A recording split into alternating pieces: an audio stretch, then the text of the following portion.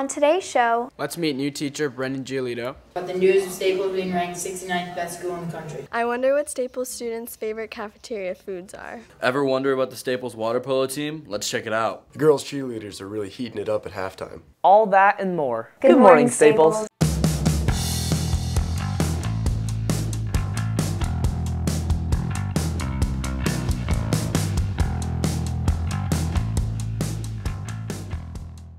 Good morning, Staples. It's Wednesday, September 24th, the middle of Spirit Week 2014. I'm Danny Jersey. And I'm Miley. We'll officially start today's show right after a special pledge from the Y Master. I pledge allegiance to the flag of the United States of America, and to the republic for which it stands, one nation under God, indivisible, with liberty and justice for all. Recently, Staples was ranked in the top 70 of all the high schools in America. To give that a little perspective, there are over 26,000 public high schools in the country and over 10,000 private schools. Recently, Mark spoke to Mr. Dodig and Ms. Capozzi to get their reactions to the magazine's ranking of Staples. Here's Mark. Hey Staples, my group and I recently reported on Staples being ranked 69th high school in the country. We went to ask Mr. Dodig on what he felt about the news and what students can do to improve our school. Very gratifying because there's evidence for the general public that supports what I say every time I speak in public, right? But I don't think the article went far enough. If you look at the other schools listed in that list, most of those schools are either private schools, magnet schools, or special math and science schools. And we're one of the very few, if not the only, regular, not that we're regular, but a public high school. So that's even more remarkable because we're competing against, like the Bronx School of Science or something, where people go there because they're interested in that specific thing. We just take everybody who gets off the yellow school bus. What we need to concentrate on is the other part of this school, which is the affective part, the part where we support each other. That if you see a kid being teased, that you have the guts to stand up and say, that's not appropriate here at Staples. So if you put those two things together, being on that list, plus the fact that any kid who comes to this school doesn't have to worry about ever being teased or bullied or treated in a mean way, I mean, that in my mind, we're the #1 school in the country. My team also wanted to talk to Ms. Capozzi about the role that guidance played in Staples being ranked 69th best school in the country. The counselors here at Staples High School do our best to personalize our attention with every student. Those students who may have some difficulty getting towards the finish line of graduation, we know that, and we work closely with the student, the family, and the team of teachers or support staff working with the student individually to assure that they have every class they need and every credit that they'll need to graduate. Well, Staples, you've heard it from Mr. Dodig and Ms. Capozzi. Now back to the host. Thanks, Mark. While Staples has lots of positive things going for it, there are some things that people do that get just a bit annoying. Here's Danny and Kane with an entirely different kind of ranking. No matter which grade you're in, it's always some other grade that bothers you the most. So we went around Staples to figure out which grade was the most annoying. Right, Kane? Right. We're both juniors. Alright, and which grade is the most annoying to you guys? For me, it would have to be the freshman. I'm a senior. And what grade is the most annoying to you? I'd have to go with probably sophomores. I'm a junior. And which grade is the most annoying to you? I would have to say the sophomore class. I'm a sophomore. And what grade is the most annoying to you? The freshman. I'm a freshman. And which grade is the most annoying? Seniors. No, juniors. In your opinion, which grade was the most difficult for you to deal with? Well, difficult, I guess not the right word, the word I would use. I think every grade level presents its own individual challenges. I'm a 9. And what grade is the most annoying to you?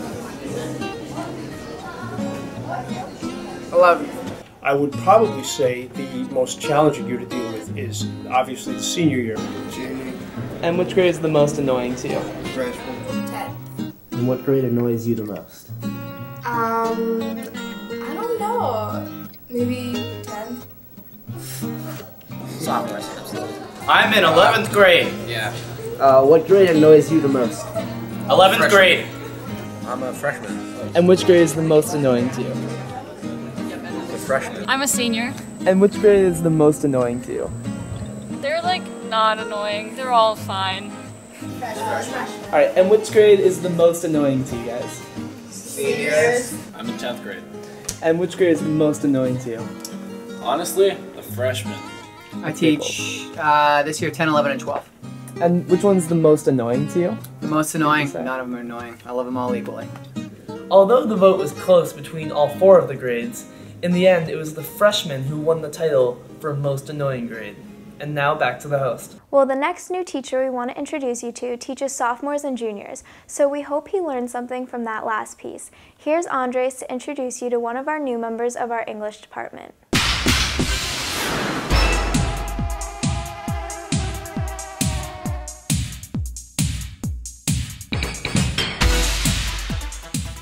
Hey, we're here with Mr. Giolitt, and Mr. Giolitt, tell us a little bit about yourself. All right. I'm Brendan Giolitt, and I just started here at Staples. I'm a new English teacher. I teach sophomores and juniors, and I'm really excited to be here and to start here. Where'd you grow up, and where'd you go to school? Yeah, so I grew up in Norwalk, just down the road, short ways away, and I've lived there my whole life, so Westport's very familiar to me and very comfortable here. And after high school, I went to Norwalk High. After high school, went up to UConn in stores. And so that's a big part of my life. And yeah, it's a great commute in the morning, having to talk to everybody else about that. Tell us about, college and what teaching experiences that you have. Yeah, so I went through the program at UConn, the education program, and we do all of our student teaching and internships up there. So I started in Vernon, Connecticut, which is only about 20 minutes from UConn. And then from a master's year internship, I had the awesome opportunity to teach and study in London. And so I taught in a London school, which was great, meeting all the kids there and how the different education system is there. And then finished up in Windsor last semester and finished in a writing center. All right, so we heard you had an interest in traveling. Could you tell us a little bit more about that? Yeah, it first started with me going abroad a few years to Ireland and Italy, and then I sort of fell in love with traveling, and then that was obviously just blown apart when I went to London. I was able to go to London, went to a few other countries throughout Europe while I was studying there. A while back I did a service trip in Africa, so I've been to Africa, which was great, and really this has just kind of lit a fire in me where I just love to travel around the world and want to keep doing that. Thanks, Mr. Giolitt, for joining us today. Yeah, and thanks for interviewing me. I'm really looking forward to the rest of the year. Well, there you have it, Staples. That's Mr. Giolitt, and let's throw it back to the host. Absolutely. Welcome, Mr. Giolitt. Let us know where you'll be traveling during our breaks this year. Speaking of the juniors that Mr. Giolitt will be teaching, PSAT tickets are available now in the guidance department during lunch periods for Staples juniors. This week the cost is $50. Next week the cost goes up to $57, and then the week of October 6th to the 10th the cost goes up to $65. After October 10th, no tickets will be available. Make checks payable to Staples High School, and again, they are available during the lunch periods in the guidance office. On last week's show, we had a piece about what's new in the cafeteria. This week, we polled people about their favorite foods. Let's see if any of those new foods get mentioned. We went around and asked people what their favorite cafeteria food was. Here's what they said. My favorite thing in the cafeteria used to be the coffee, but they took it away, and I'm really bitter about it. My favorite food is a sandwich from Amber, because she makes it with so much love. My favorite cafeteria food is probably the egg sandwiches. I like the bagels. My favorite cafeteria food would have to be the soft pretzels. My favorite cafeteria food is the sandwich. I'm a fan of the chicken pesto panini. Sushi's pretty good. Favorite cafeteria food is peanut butter and jelly sandwich. My favorite cafeteria food is sandwiches. My favorite cafeteria food is sushi. My favorite cafeteria food is hash browns. My favorite cafeteria food is the muffins. Favorite cafeteria food is the sushi. My favorite cafeteria food is a bacon, egg, and cheese. My favorite cafeteria food is the pretzel. I like the cookies. My favorite cafeteria food is sushi. My favorite cafeteria food is apples and peanut butter. My favorite cafeteria food, if I had to choose, is probably the sandwiches. Thanks for watching. Now back to our host. Staples sports is always a big part of spirit in homecoming week. We're all looking forward to seeing our football team take on West Hill this Saturday at 1:30. We'd like to showcase a few of our other teams. First of all, a preview of our water polo team. Hello and welcome to the first edition of Just Outside the Locker Room. This week we will debut with Staples Water Polo. Here we are with senior Alex Palumbo. He's a field player. Alex, what do you expect from the season this year from Staples? Well, we lost our head coach and one of our best captains, Tyler Crowder, but I feel that with the players we have now and Coach Brandon Barone coaching us, I feel we have a nice chance to be just as good. How do you feel about new competition from another team in the FCAC this year in Darien? I feel like they probably won't be that good because we're amazing, so I think we have a good chance of beating them this Saturday at our home game. Good. Well, what do you expect from the Brunswick scrimmage? I'm hoping it'll be a good game. We're going to their new aquatic center, so there's all new possibilities there. I've never played in their pool. So. Who will be this year's key players?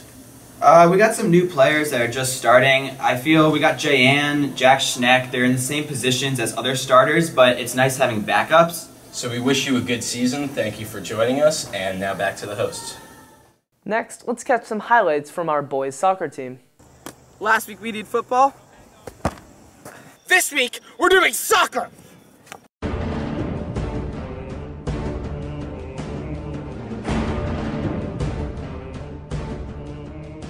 We're giving you a look at the Staples boys soccer team.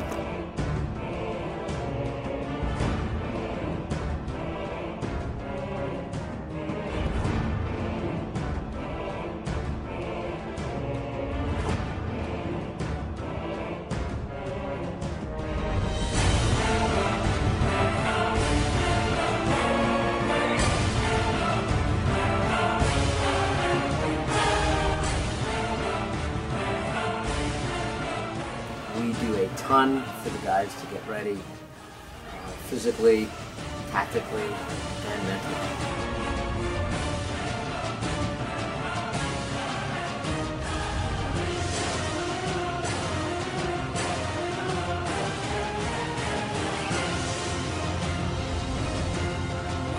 It's a state championship. That's always what we aim for. Good luck to the boys soccer team. Now back to the host.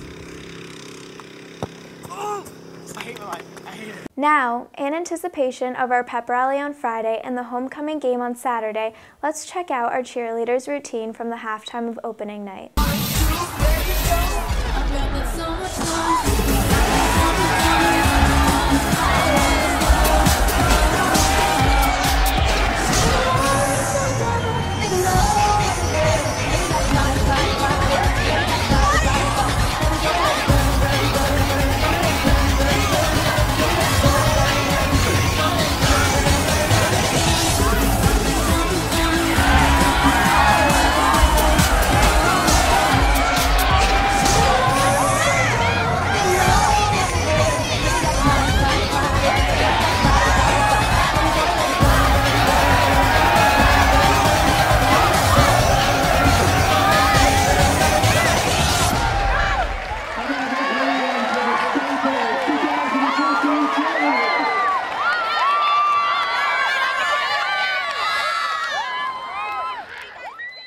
Now let's check on Mr. Kline and his challenge to Staples students.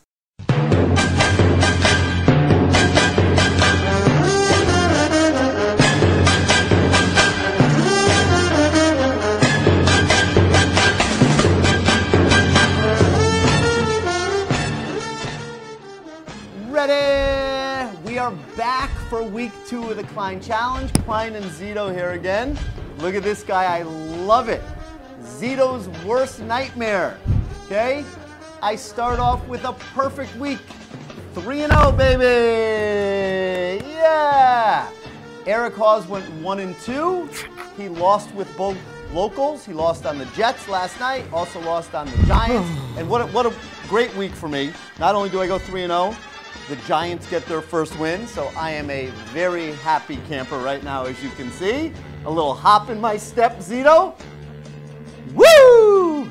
Zito has nothing to say. Unheard of. Wait. Remember when I said Eric? I liked him. Yeah. Not so much anymore? I never liked him. Gotcha. But this week, you got okay. Best kid in the whole school. Terrific. I'm off to the races. students already In the whole school. Already Best in kid. my rearview mirror. Best kid. Let's see what you got. Here we Best go. I am here with Matthew Elliott. Matthew is a junior. Matt, thanks for being on the show. My pleasure, my pleasure. Tell me what kind of football fan you are. Cincinnati Bengals. The Bungles! Cincinnati, I don't think we've ever had a Cincinnati Bengals fan. First time ever? How'd you become a Bengals fan? When I was younger, I just picked a team and I stuck with them all these years. That's dedication, especially through the trials and tribulations of being a Cincinnati Bengals fan.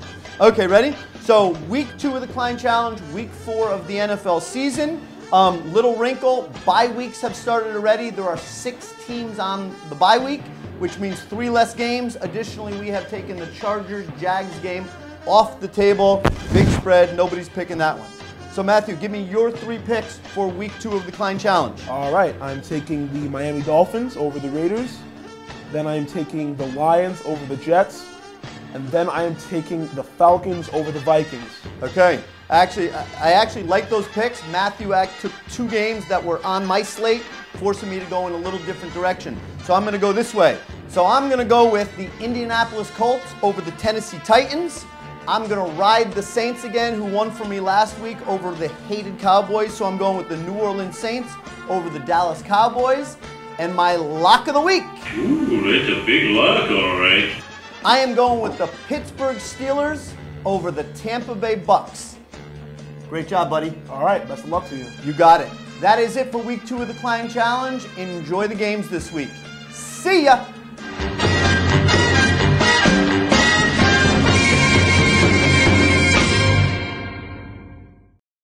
As we close out this show and get ready for the pep rally and homecoming, we thought it would be important to talk to our athletic director, Marty Lisavec, and Coach P about what they expect from the fans. Hey there everyone. As the fall sports season is really starting to heat up, we wanted to remind students some of the proper fan etiquette while attending sports games. And here are some tips to do so. Good morning, Staples.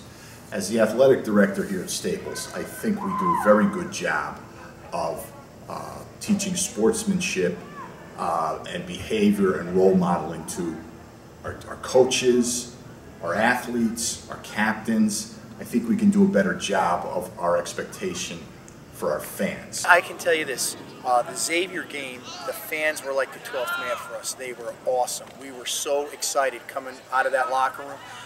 They did a tremendous job. If they can do the same thing they did at Xavier for homecoming, there's no way we're losing. First off, we want you all there. All right, we want you loud, we want you cheering for our teams. Bottom line, respect the athletes, coaches, officials, and fans. Whether you're a player on the field here, whether you're a fan up in the stands, we're all one team. We're all wreckers. We represent Staples High School. Be positive, get the fat heads working, go crazy, and just be respectful of the other team and the referees, and we'll get you that win. I hope you guys enjoyed our piece and learned a little something. Let's throw it back to the house. Go Wreckers. Go Wreckers. Good. That was good. Really good. Yes, it was pretty good, and all of you should be good too. Remember, be a fan, not a fanatic. We'd like to wish a Happy New Year to those of you who are celebrating Rosh Hashanah. For everyone, don't forget to wear blue and white for Spirit Day and the pep rally on Friday. And we'll see you at the homecoming game at 1:30 on Saturday. Bye. Bye.